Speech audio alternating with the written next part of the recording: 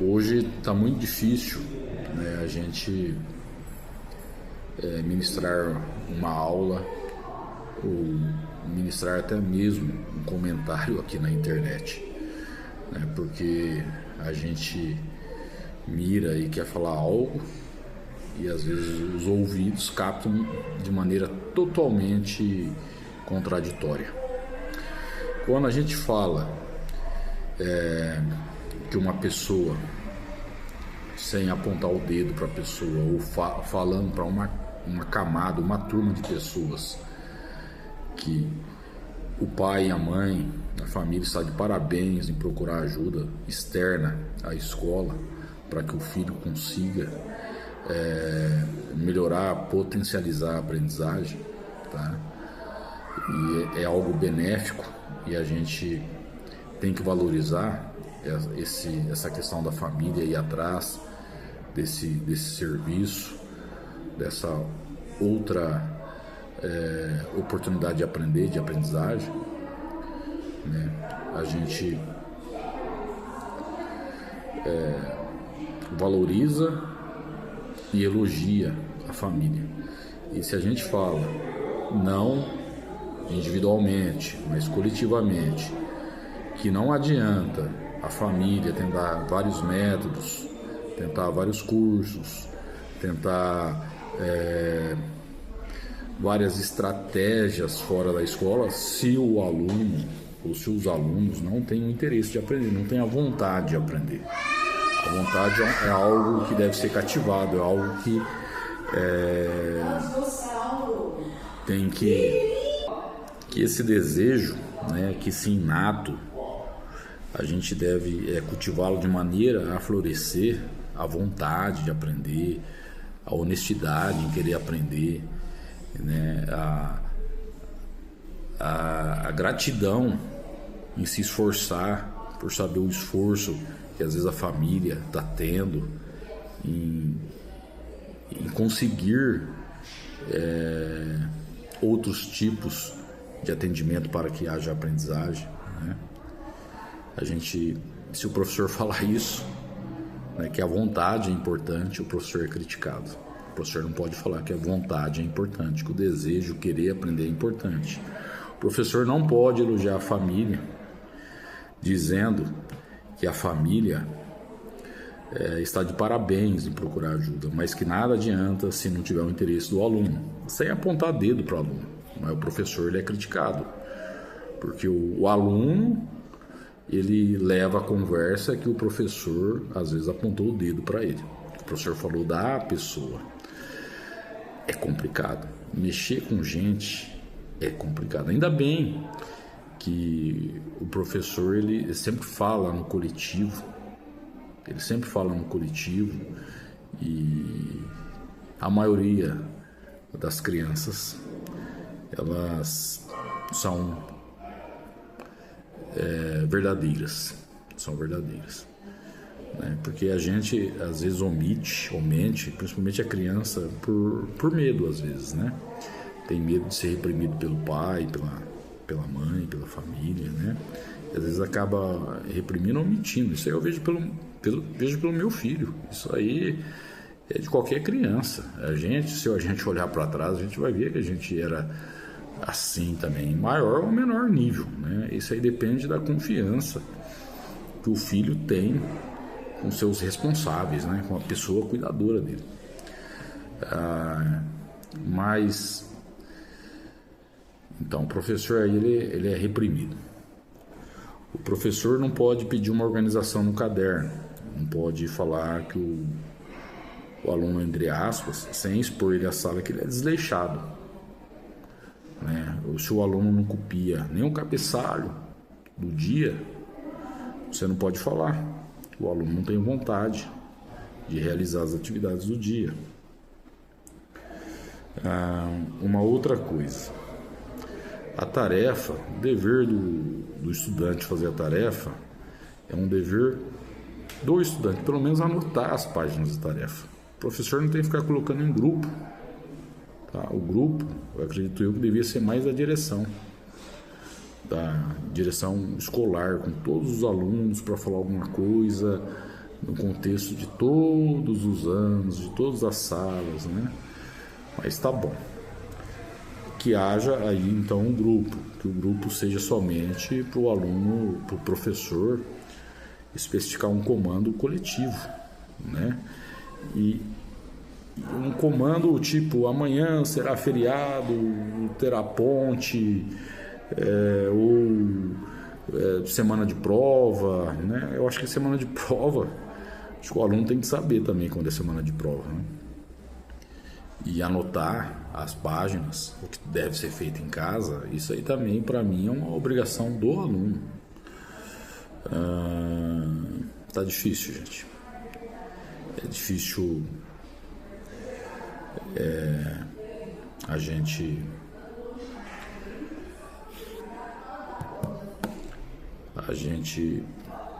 fazer o que a gente acha certo,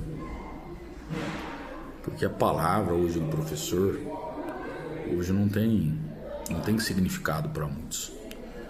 Às vezes a pessoa, a mãe, o pai, a família prefere acreditar na mentira do aluno, né?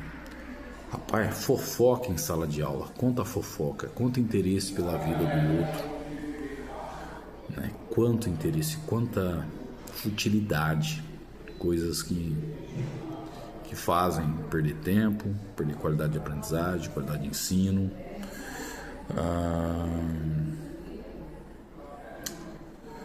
Tá difícil. A gente sabe que muitos alunos também têm a questão de, às vezes, tomar um remédio, né? Tomar um remedinho. Tem casos de TDAH que necessita de remédio, tem N casos que precisam de algum medicamento, né? Que a criança passa pelo neuro, passa pelo psiquiatra, e esses profissionais da saúde, junto com o relato familiar, relato do aluno conhecendo o aluno através de exame, através, às vezes, até de um relatório escolar, o médico ele acredita que às vezes um medicamento seja favorável ao aluno, favorável à pessoa, né? E às vezes acontece, né, de um ou outro aluno não estar tomando medicamento por variáveis infinitas, tá? Variáveis de não ter o medicamento no posto, variáveis da criança estar omitindo que está tomando, porque às vezes deixa sob a responsabilidade da criança, falta do acompanhamento da família, né? Com a criança, são N fatores, são N tipos de família, são N pais, mães, responsáveis, né? E são várias variantes. A gente não pode falar individualmente, mas no coletivo eu acredito que o professor deva falar, pessoal, né, a gente, né, elucidar, clarear na mente, né? Porque nós adultos, nós também tomamos remédio, eu tomo remédio, né? Nós devemos fazer aquilo que o médico nos pede, né? Família deve, né? É responsabilidade da família. Mas se a gente não estiver fazendo, a gente tem que tentar controlar os nossos impulsos, controlar a nossa atenção, direcionar a nossa atenção, tentar direcionar a nossa atenção, tentar aprender a dominar a nossa ansiedade, tá certo? Eu posso tomar um antidepressivo, um calmante, eu, Fernando, professor, posso tomar. Por alguma razão, talvez eu não tenha esse calmante no final de semana. Não posso pegar sem receita médica, não tenho receita médica. Então, vou ter que fazer de N estratégia para que eu possa me tranquilizar da melhor forma possível durante esse final de semana, até que eu vá ao médico e pegue uma receita médica e adquira de novo o medicamento. E a gente ter o conhecimento que a gente ter um controle também sobre a nossa mente, que a gente não é totalmente dominado, por pensamentos que a gente não queira ter, ou por uma hiperatividade, que a gente pode tentar. Existe outros meios, existe o yoga, existe as orações, existe tantos meios, tá, para que a gente consiga a exercitar a concentração, a aprendizagem, tá? Então, se a gente fala, pessoal, então a gente às vezes, né, tem que se esforçar para prestar atenção, para ter a concentração, né, para ficar calmo, porque isso aí é bom para a nossa aprendizagem, é bom para o nosso amadurecimento pessoal. Então o professor também não pode falar isso. A gente não pode, sabe, trazer vexame ao aluno, indicar o dedo, apontar o dedo. E ninguém pode fazer isso conosco. Isso daí é errado, injustificável. Isso daí é uma violência com o outro. É uma violência. Fernando, você não tomou o remédio hoje, Fernando? Você fica quieto. Nunca. Isso aí nunca pode acontecer. Fala, então, mas quando a gente fala no geral, pessoal, a gente tem que... Vamos respirar, vamos centrar, vamos copiar, vamos ter organização, vamos nos esforçar, fazer com capricho, né?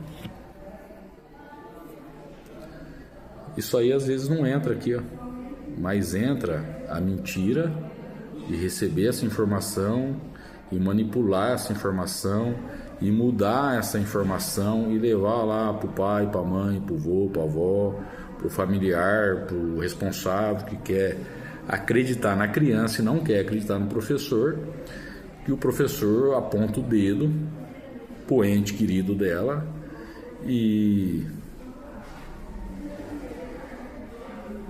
a constrange. É difícil, né? O tal de ser humano é complicado, né? Então o professor ele tem que deixar rolar, deixar subir no ventilador, nas paredes, tapar os ouvidos, deixar do jeito que vai, não dar comando, não dar ordem, não dar exemplo, não dar orientação. Qual o tipo de professor?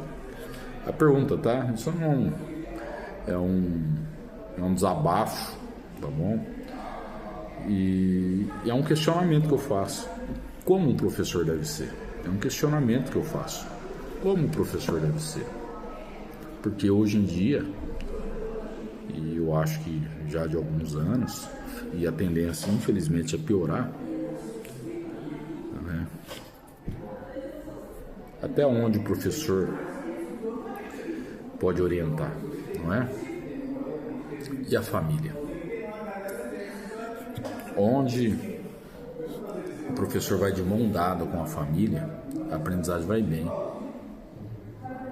Onde o professor tem um respeito da família, o professor está certo. Tentar conhecer o professor, porque às vezes o professor está errado também, tá bom? O professor não é o dono da verdade. Você tem que fazer, você tem que caprichar, você tem que melhorar. A família falar isso pro filho. Filho, olha teu caderno, filho. Olha teu caderno, filha.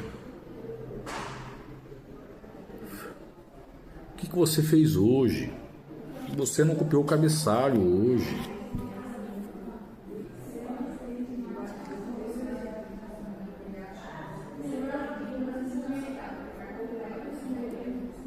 O que você espera do futuro, da vida? Eu sei que a família tem esse medo, tem esse receio. Eu sou pai, eu tenho. Meu filho está dando trabalho para ser alfabetizado. Tá? Eu, pai, vou ter que ter uma pegada mais firme com ele. Tem que ter uma pegada e eu tenho a didática para alfabetizá-lo. Então, às vezes a gente se dedica tanto tempo ao trabalho, tá certo? Que às vezes a gente tem que ter essa firmeza. Eu tenho que ter essa firmeza às vezes com meu filho. E vou ter, isso é uma decisão que eu tomei, tá certo? Porque a gente fala, fez 7 anos agora, tá aprendendo, tá assim, assado e tal. Mas eu começo a perceber que tem a má vontade dele em se esforçar. E essa má vontade aí eu vou ter que conversar com ele, né, pedagogicamente, verdadeiramente, intelectualmente, porque ele é inteligente, muito inteligente, pela idade, comparando, muito mais desenvolvido que eu na idade dele. E falar, filho, vamos nos esforçar. Abraço a todos, Deus abençoe a todos, tá? Não citei nome de ninguém, não falei de ninguém, não é para ninguém. É um questionamento e uma dúvida que eu faço a todos que possam aí escutar e que gosta da pedagogia, que gosta da educação, que gosta de escutar sobre esse tema e que sente a dificuldade de ser um pedagogo hoje no nosso país. Amém, Deus abençoe a todos. E vai, Corinthians!